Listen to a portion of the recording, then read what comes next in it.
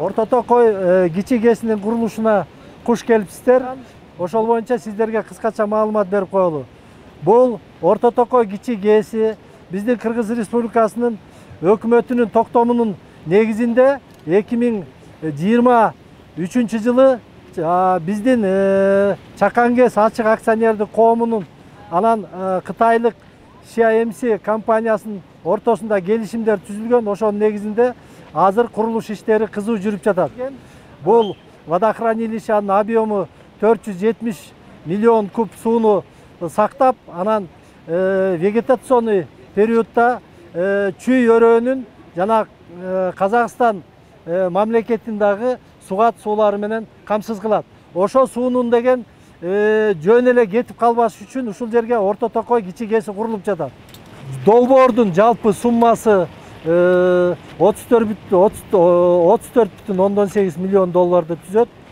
Бул каражаттын 30%-ин биздин Кыргыз өкмөтү тарабынан, биздин Министерство финансов тарабынан биздин Чакан КЭС кредит түрүндө алган. 70% болсо бул кытайлык CIMC компаниясы каражатын бөлүп иштерди жүргүзүп жатат. Булар толук КЭСти куруп беришет бизге, толук куруп, анан пусконаладочный жумуштарынын баарын жасап туруп, анан биздин Чакан КЭС ачык акционердик коомуна өткөрүп беришет.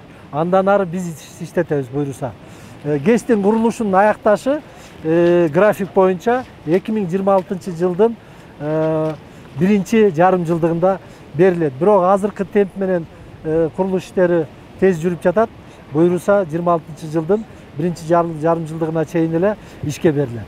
Эгерде бул КЭС ишке берилсе, ушул балыкчы шаарынын 14 миңден ашык абонентин электр кубаттуулугу менен, электр энергиясы менен камсыз кылат.